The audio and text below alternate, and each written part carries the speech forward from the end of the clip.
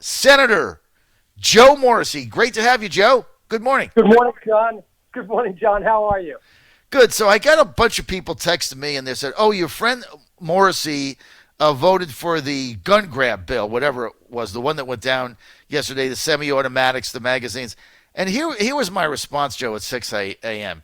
You're my best friend. You have been in favor of limiting magazines and limiting assault rifles and semi-automatic weapons for 3 decades. In fact, you're the guy that took the AK-47 down into the well to make to dramatize it. So you've been consistent on that. Everybody knows where you stand on it. I don't know why everybody is shocked by your vote. Well, first of all, I'm not quite sure what they shouldn't be shocked. You're right. If anything, I am consistent. But actually, my vote yesterday was to pass the bill by for the day. So we did not even vote in the Senate up or down that gun bill. There was a motion made. I serve on Judiciary. There was a motion made in Judiciary to pass it by for the year. I made a motion to pass it by for the day, and indeed it was passed by for the year. And everybody knows that passed by for the year is legislature speak for kill the bill, okay? Right. So the bill was killed in the Senate, and I have said all along, so I'm not quite sure what they mean that I voted for the gun grab. Number two, you may recall me saying a while ago, a lot of legislation that is coming from the House to the Senate, the brakes are going to be put on. So anyway, with that said, listen, I'm still of the persuasion that I am. Why do you need an AK-47? And John, people will just have to, agree to disagree on that point. That's, I don't know where else to go on that. Yeah, but I think what I'm saying is you've been consistent. I mean, you have been opposed to semi-automatic weapons on the street forever, and so it shouldn't come as a shock to somebody. Everything that you've said, you've done. And so, look, I mean, I don't agree with you, Joe, on everything, but I don't care because you're the backstop here. You're the Senate conscious to stop a lot of crazy stuff that has come down there. You've stood by your word on it. And you are a Democrat representing a district where the Republican gets 18%. So let's put this in perspective, okay? Would you rather have Joe there or Roz Dance, who is going to vote a check mark on every single piece of legislation that came down the Dem pike? So that to me, there's no argument, and that's why you beat her with 72% and knocked her out, because you're going to reflect the will of the people. So let's move on from that. Okay, so that goes down. Why did 4 Democrats voted against it? Peterson, Edwards, I was surprised at that because he's retiring. Cray Deeds, that made sense. Bath County made sense to me. I always thought we'd get him. And Peterson, and Soravell. Why did they vote to scrap that bill? There was not the vote on Judiciary, all right, to pass the House bill. Okay, there were not the votes, so they voted to pass it by for the year, study the matter. As most people know, if you're not in favor of a bill, instead of voting no to the bill, you vote to pass it by for the year. So that's what happened. It's not that not that complicated.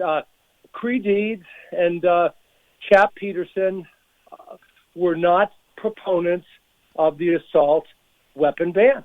And if it had come up to a yay or nay vote, they would have voted nay, along with other Republicans in the boat, and the bill would have been killed.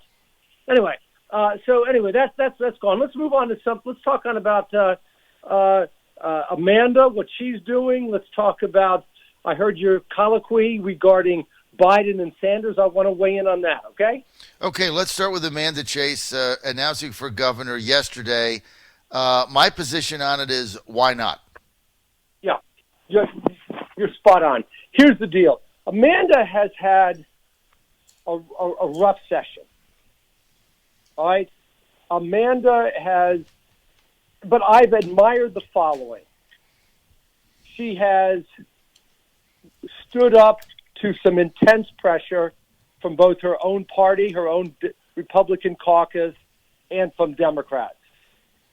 She has not wavered from her very conservative Second Amendment, pro-gun positions. She has not wavered one bit. And I got to tell you, she may be dismissed by many in her own party. She may be dismissed, I'm talking about in the Republican caucus in the state capitol. She may be dismissed by a lot of Democrats, but let me tell you this.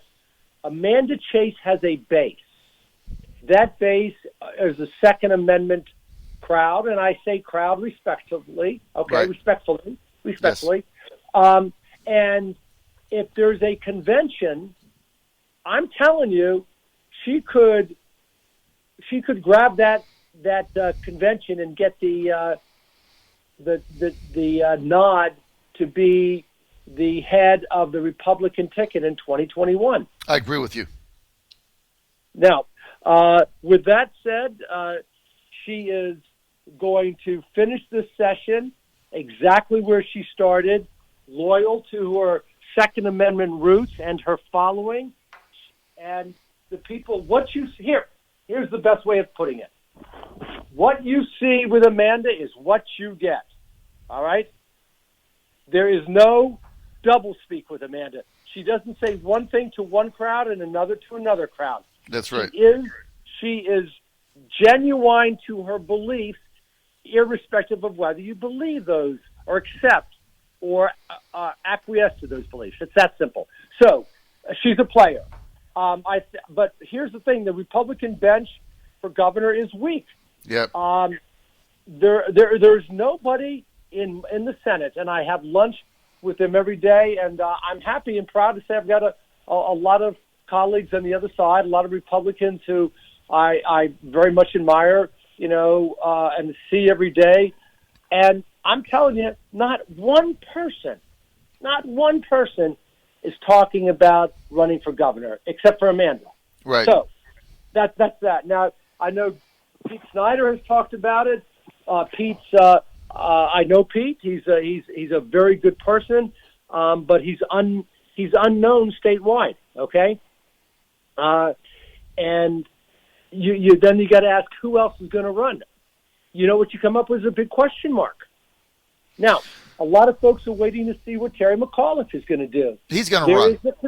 There's the perception. If Terry runs, then that's it. It's game over. He gets nomination. He gets elected for a second term. Let me tell you something. I don't think it's that easy. Terry campaigned at a fundraiser at my home, Murray's in my home. But let me tell you something. If people look at it that way, you and I both know in politics, John, that is the quickest way to get beaten, to assume that it's all over. That's right. Let me give you an example. Do you remember George Allen and Mary Sue Terry? Yes. Mary Sue Terry started with a 29 percentage point lead. George Allen was a distant question mark.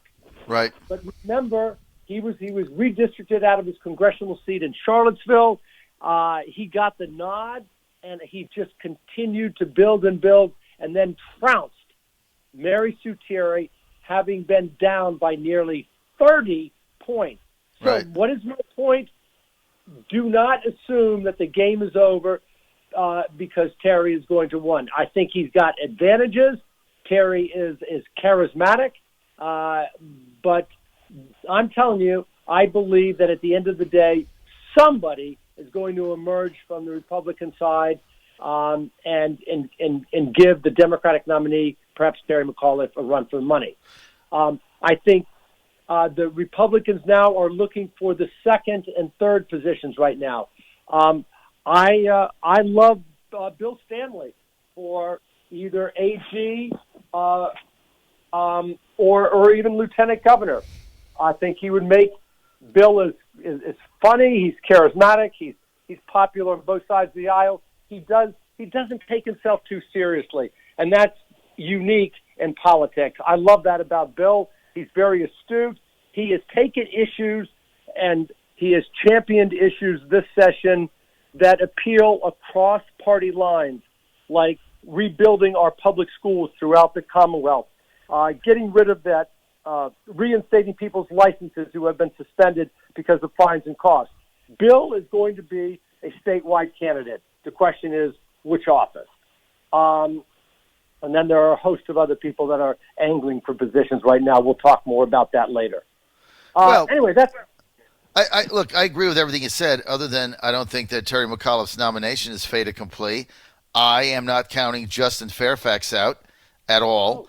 And in a crowded field with Jennifer McClellan and Carolyn Foy and McAuliffe, and maybe a Tom Perriello jumps in with the backing of Clean Virginia, whatever those people are, I could see Fairfax winning. And excuse me. You're right, John. I'm sorry. I may have misspoke. I didn't. If I said Terry McAuliffe's nomination is a fait accompli, then I misspoke. Right. No, my point was, if people are assuming that, right, then they're mistaken. You're right. Justin is all in. Somebody who I like also, Carol Foy. Yeah. Delegate Carol Foy. She's a player. Yeah. I'm telling you, she's tough. She's a VMI grad. She campaigned pregnant with twins. She is got a commanding presence. She has unlimited confidence. She's a player. McClellan so far is still in the mix. So no. There's no fait accompli at all at this point. Yeah, that's kind of what I think. And okay, let me just ask you this: do you think if you had to bet now, do you think Trump is going to get reelected? If you had to bet now? Oh yeah, I'll take that bet any day. Okay, so if he gets reelected, there is no chance. I'm saying, I mean, there's always a chance. There is a less than 5% chance that a Republican captures the governorship in 21 if Trump wins again in 2020. Because we can't get the Trump voters out for anybody but Trump. We didn't get him out in 17. I didn't get him out in 2019. They're not coming out in 2021. They just don't come out for these statewide races. We don't have an apparatus to get them out. I'm not sure that there's the funding is ever going to be there. So that's why, do I think Amanda Chase is going to be the nominee on the Republican side if Trump wins? Absolutely. Why not? Then that's my thing. Why not? Who else is there? You know, at least, like you said, she has a base. All right, let's get to the presidential race. Do you have an announcement to make on this? Well, yes. I think that, unlike what you just said a moment ago, you said Bernie Sanders is going to get the nominee. Here's what I think. I think they're going to, at the end of the primary cycle, no single candidate will have, I think you need 1,700 delegates. I couldn't be 1,910. There you go. You're the man. 1,910 delegates. No single candidate will have it. It will be a brokered convention. Right. Do I think somebody from the outside who hasn't competed in the process, like Michelle Obama, will get it? No, absolutely not. The Democratic nominee is going to be one of the candidates that competed in the process. Right. With that said, it's going to be brokered. And are you ready? Yes. Buttigieg leads the ticket. If he doesn't lead the ticket, he's on it. And I want to just brag for one moment, John. I want to remind the viewers what happened a year and a month ago, 13 months ago. Yes. On my show, I predicted that this guy named Pete Buttigieg, who nobody could pronounce his name, who was at less than 0.1%, I said then, folks, watch out for this guy. True. And in the studio, we had all those folks around. They said, who are you talking about? I said, listen to me, folks. True. This person is going to be on the Democratic ticket. 1 year later, he's come in first or second in the first two primaries. He is not going all the way. He's going to fall short of 1,700. Sanders is going to fall short of 1,700, and but it's going to be a brokered convention. Do I see a Buttigieg-Sanders ticket? Possibly, but let me tell you something. If Sanders leads the ticket, Trump is, in my opinion, almost assured of being reelected. Well, they're going to have to stop him. I mean, he just had a rally last night. He got 17,000 people out. There's none of these candidates can get 17,000 people out on the other side. He's got a movement, and you're going to have to stop him. You're not going to stop him in Nevada. He's going to win that. If he wins South Carolina, Joe, panic is going to set in for the entire Democratic Party, because then he turns into a juggernaut. He's ahead in Texas, and he's ahead in Florida. And here's the thing with Bloomberg. I think the worst thing that happened to Bloomberg is him getting on the debate stage on Wednesday night, because everybody is going to be attacking the guy, where up to now he's gotten basically a free ride. I thought he was a pretty good mayor when I was in New York. I had no beef with the guy. I thought he cleaned up the streets. Crime was down. Quality of life was up. And, but like he did things that might have worked as mayor, but now he's got an answer for these. So I think he's got some issues. But he's going to win Virginia. I think he's going. I think the big story on Super Tuesday is Bloomberg is going to win Virginia. He's got an awesome ground game here, and I tell you what, they've hired. Get this, Joe. They've got 2,100 paid staff in the field. Do you know that on Super Tuesday in 2016, when I was with the Trump campaign, do you know how many paid staffers we had in the entire organization? 52. How many? 52. 5-2. At the same point in 2020, Bloomberg has got 2,100. We had 52 paid staff in the entire Trump campaign on Super Tuesday. 52. He's got 2,100. I mean, he's paying. You think Bloomberg gets on the ticket? He's got to. He's paying field organizers that were making $2,500 with some of the early candidates a month. He's paying them $6,000 a month. I mean, he sopped up all the players, and I think he's going to be a very formidable candidate, and he's going to have enough delegates amassed to basically be the overlord. He's going to decide who the nominee is, I think. Will he take second place on the ticket? Sure. All right, there you go. There's your ticket. Buttigieg, Bloomberg. I don't believe Bloomberg is willing to take second place. We'll see, right? We'll see. If not second place, he'll certainly be calling the shots. But we'll see what happens in Nevada on Saturday. Now, Joe, here's my question. You're right. A year and a month ago, when nobody heard of the guy, I couldn't even say his name. I still call him Mayor Pete. I can't figure it out.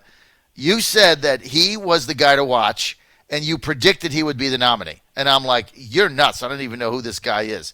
So you did predict that. So have you made a formal endorsement of him coming up to Super Tuesday? I haven't made a formal endorsement of him, but I would and am willing to endorse Buttigieg. Not that Joe Morrissey's endorsement of anybody means anything. It's simply one guy that's out there that is listening, that is paying attention, that endorses a candidate. And I'll be very clear why I endorse Buttigieg. I love candidates that are asked questions. They think and they give an answer to that question. Most candidates on the stump, they already got their canned response. Irrespective of what the question is asked, they answer the question that they want to. Buttigieg is smart. Okay, he is knowledgeable. He is a war veteran. He lives in a modest home in South Bend, Indiana. He is a millennial. The fact that he is young, 37 years old, doesn't bother me. He is, I believe, a Rhodes Scholar. He's erudite. He has got tremendous aptitude for the position. He's also he's got the following that I really admire in people. He's disciplined. All right? He is disciplined. He has a disciplined approach to almost all facets of his life, even the way he conducts himself on stage. I'm supporting Buttigieg, and not because I think he's the best guy for the position. All right, there you have it. Joe Morrissey, Senator Joe Morrissey, going to vote for Pete Buttigieg, Mayor Pete, on Super Tuesday. Now, I'm voting in the Super Tuesday primary as a Republican because it's open, and I'm undecided. I'm undecided. But I tell you what, I don't do Operation Chaos. I don't do that. I'm going to vote for the person that I think, in the event that Trump doesn't win, would be the least problematic. That's what I'm going to do. Not my wife. She's voting for Bernie. She's a Bernie bro. Before I go, listen, by the way, I got to get to a parent-teacher conference for Chase. How many people got to go? This is the third or fourth parent-teacher conference I've gone to this year for my 4-year-old. I think I don't know if they're getting ready to throw him out or not. Who knows? But I gotta go to that. But let me end by telling you, you and I had a conversation about who I think has had a great session. You want to know who's had a great session? Who? You. No, I'm not talking about me. The governor. Look at where we were last year. Look at where we are now. Look at the governor's trajectory, where he is now, the stature that he has in the party, the leadership that he's done. He's had an MVP season, John. Whatever. John. Whatever, Joe. Look at the whatever. fact. I can't get over the picture. I don't really care. I can't get over the picture. I can't get over the fact that he lied about it. I can't get over the fact that he changed his position to now trying to sign everything so he can prove he's not a racist. I can't get over the moonwalk. I can't get over the third term Kathy Tram. I just can't get past it. I can't wait till the guy's out of there. I just can't wait. John, you value redemption, okay? I know that. You value redemption. I value honest redemption. His redemption has been completely dishonest because he never admitted to it. That's the difference. He never said, hey, I was in the picture. I'm sorry. It was 30 years ago. You know what? I've evolved as a man and a husband and a father, and I never should have done that. No, he lied about it, and then he changed his position. So he was never honest about what he did. That's why I want Terry McAuliffe back. John Fredericks Radio Network. I want McGenius back. John Fredericks Radio Network.